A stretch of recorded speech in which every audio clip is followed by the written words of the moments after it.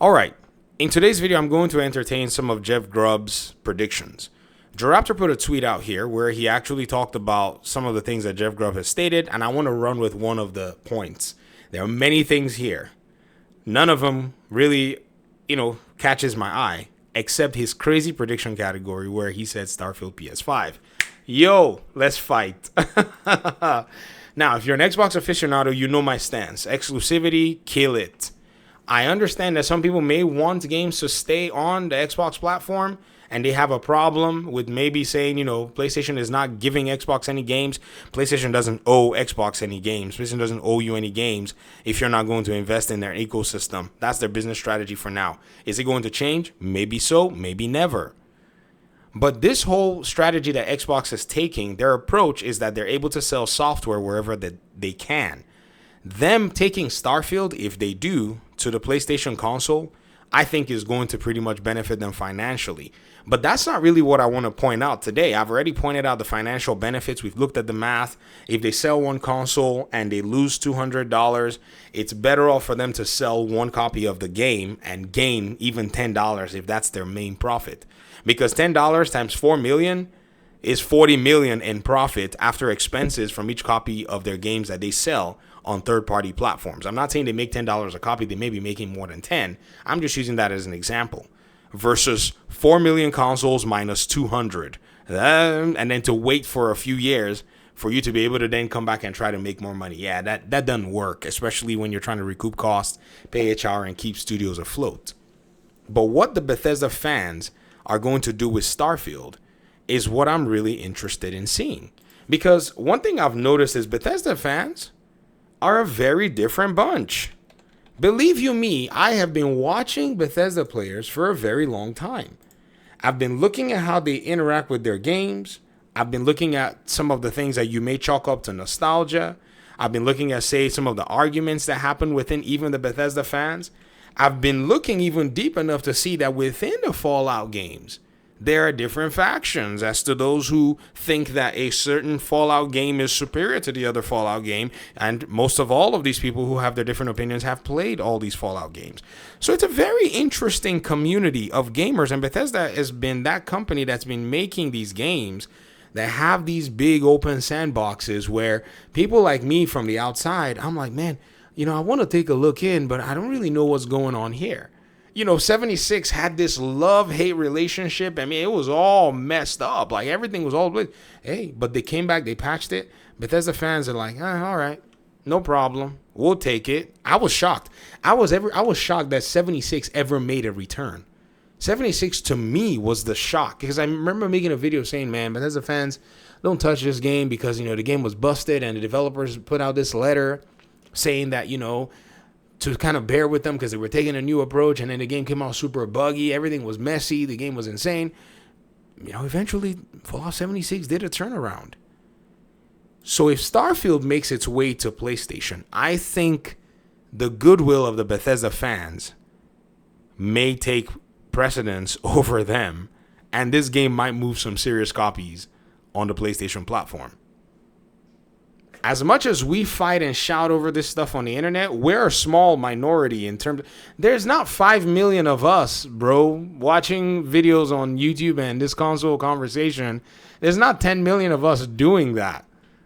You know why? How I know? Because 5 and 10 million are buying the games, and our views, if you look through all of our channels, our views are not really that impressive. So it's actually and I'm not insulting anybody who is doing the work here. I'm making a comparison from a ratio perspective, from the views to community interactions across the space in terms of everyone that's talking about consoles. It's not as heavy hitting as the people who are buying the consoles and actually reviewing the consoles. And then when the studios come out and say, oh, yeah, 11 million people played Starfield. Wow. Where were they? They weren't on Twitter. They weren't on YouTube. So I strongly believe that this game can move a few million copies on the PlayStation platform. Now, is Xbox going to take it to the PlayStation platform? That's a whole different conversation because, again, Bethesda fans are very different. A Bethesda fan may look and say, well, if the game doesn't come to PlayStation, I might as well go get me a PC to play the game. because I can mod the game. I can then play the game for 10 and 15, 20 years. I've met Bethesda fans of different generations. It's insane. I know Bethesda fans from, I would say, different generations all the way to the millennial class.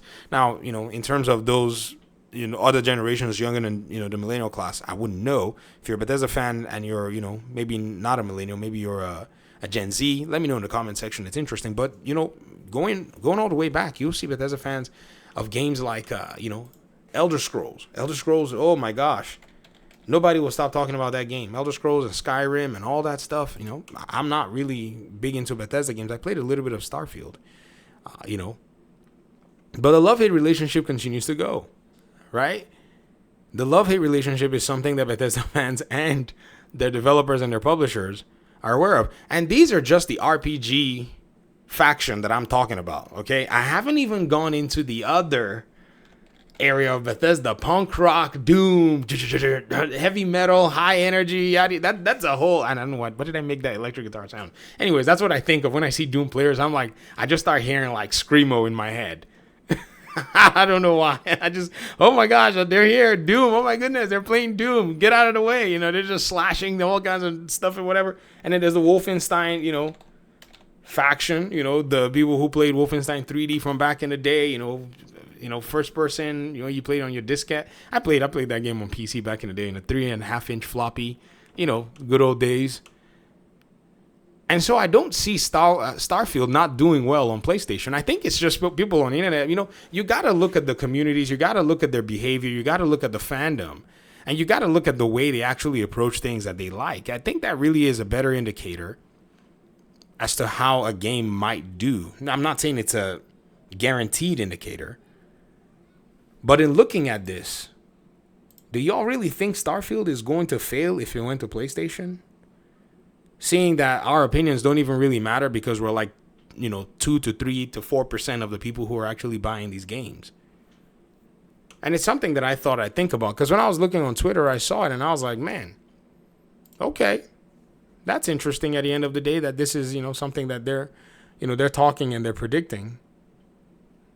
But I think Xbox is holding out on Starfield a little bit because they want to commit to at least keeping their word at the time. And they know Bethesda fans are going to approach this game differently. I mean, look at the way they literally, they push this game to the top selling category on Steam in the year that it came out. That's crazy.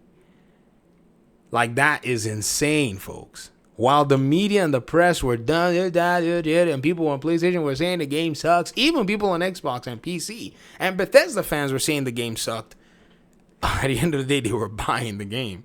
Even with all of that, it's so weird. Like, isn't it? Don't you guys think it's weird? I think it is. In a good way, I guess, for the developers and for the fans, who enjoyed the game. I played a little bit of it. I thought it was actually decent. I mean, it was very RPG-esque. It was kind of straightforward. It's not something that really wowed me because I'm not really too versed in a lot of these kinds of games, but I enjoyed what I played. I'm also a space punk nerd too, so seeing planetary bodies and all that stuff, I was like, yeah, I gotta see this for myself.